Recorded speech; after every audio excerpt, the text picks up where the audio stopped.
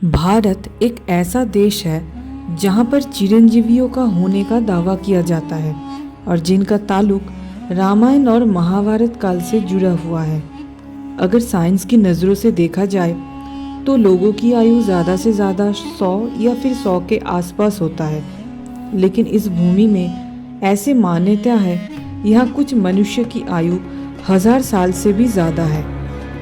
मध्य प्रदेश का एक छोटा सा शहर बुरहानपुर में बसा असीरगढ़ के किला, जहाँ पर गांव वालों का कहना है उन्होंने कोई ऐसा इंसान देखा है जिनके माथे से लगातार खून निकलता रहता है और जो आम इंसान से काफ़ी ज़्यादा लंबा है। हम बात कर रहे हैं अश्वत्थामा के बारे में।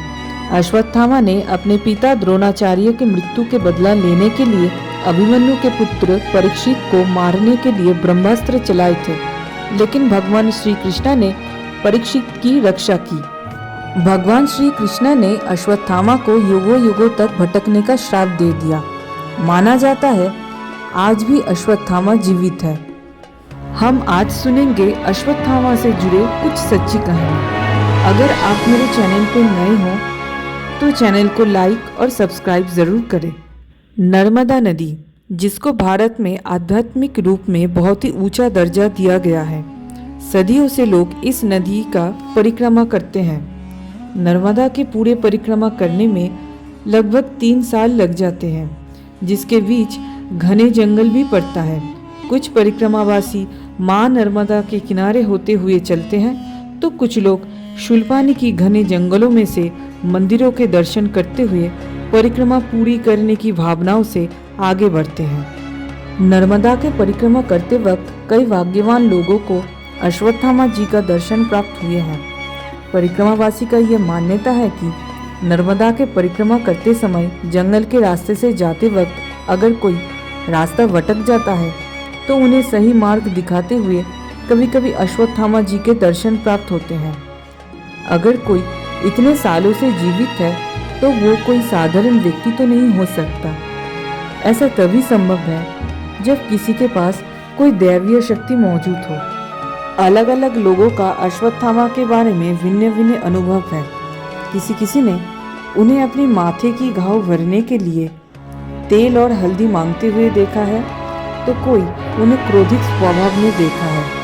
आज से लगभग 250 साल पहले की बात है, जब भगवान स्वामी नारायण की जन्म से पहले उनके माता भक्ति और पिता धर्मदेव वृंदावन से वापस आ रहे थे, जहां पर उन्होंने अश्वत्थामा जी से मिले थे। वृंदावन में भगवान श्री कृष्ण धर्मदेव और भक्ति माता को दर्शन देते हुए बताए थे कि वो उनके यहाँ जन्म लेंगे और उनके सारी परेशानी छपिया में खत्म हो जाएगी।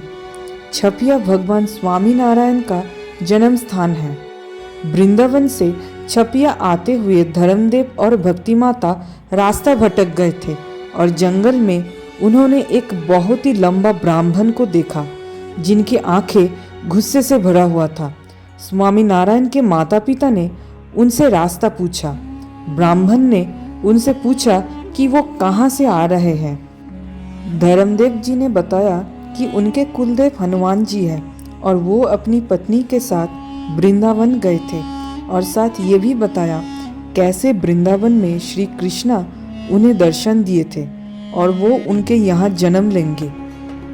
इतना सुनने के बाद वो ब्राह्मण बोला कि कृष्णा उनके दुश्मन हैं और उन्होंने श्राप देते हुए बोला कि उनके पुत्र के रूप में भगवान ना कभी अस्त्र उठाने के योग्य होंगे, ना ही कभी युद्ध लड़ने के योग्य होंगे। ये कहते हुए वो ब्राह्मण धर्मदेव जी को धकेलते हुए वहां से चला गया।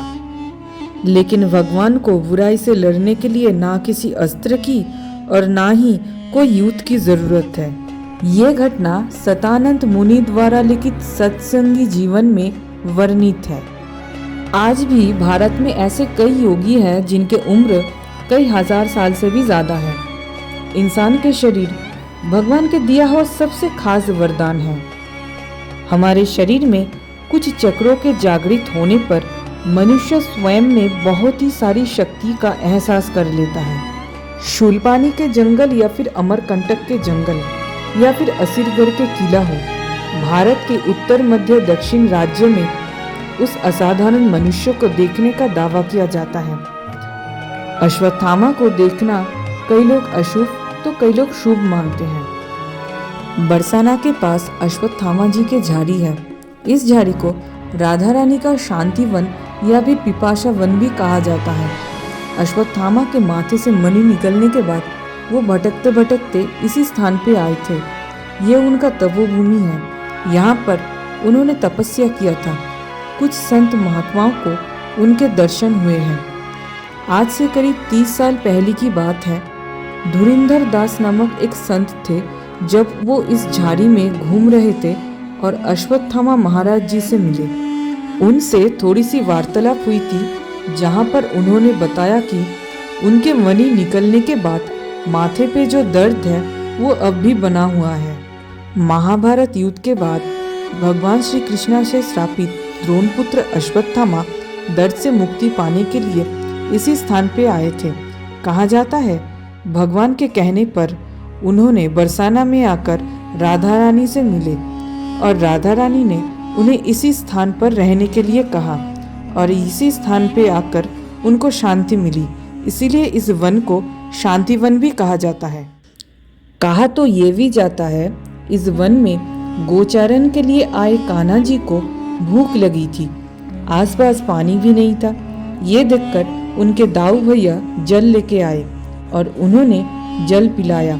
इसीलिए इस स्थान को पिपाशा वन भी कहा जाता है। आज भी अश्वत्थामा इसी स्थान में रहते हैं और संपूर्ण तरीके से इस स्थान को रक्षा कर रहे हैं। अश्वत्थामा को देखने की बातें तो समय समय पर होते ही रहते हैं। कुछ भाग्यवान व्यक्ति को ही उनके दर्शन प्राप्त हुए हैं। बात अगर पृथ्वीराज चौहान की किया जाए तो वो एक राजा के साथ साथ एक वैद्य भी थे। एक बार पृथ्वीराज चौहान जंगल के रास्ते से गुजर रहे थे। तब उनका सामना एक बुजुर्ग व्यक्ति से हुआ जिनके माथे पे घाव था। उन्होंने उनके माथे का घाव ठीक करना चाहा, परंतु वो घाव ठीक करने में असमर्थ रहे। बहुत सारे इलाज करने के बाद भी उनके घाव ठीक नहीं हुआ। पृथ्वीराज चौहान बहुत ही अचंभित हुए और उन्होंने उस इंसान से पूछा, क्या आप अश्वत्थामा हो? तो उन्होंने हाँ में उत्तर दिया। पृथ्वीराज चौहान ने अश्वत्थामा से दिव्य अस्त्रों की मांग की, लेकिन अश्वत्थामा ने कहा, तुम्हारे शरीर उन दिव्य अस्त्रों की तेज को सहन नहीं कर पाएगा। माना जाता है अश्वत्थामा ने उनको शब्दभेदी बांध दिया था, जिनसे पृथ्वीराज चौहान ने मोहम्मद गौरी को पराजित किया। ये कहानी पृथ्वीराज रासों में दिए गए हैं। अश्वत्थामा से जुड़े और भी सच्ची घटनाएं जानने के लिए मेरे चैनल को सब्सक्राइब जरूर करें। आज की वीडियो अगर आपको अच्छा लगा तो लाइक शेयर कमेंट जरूर कीजिए। धन्यवाद।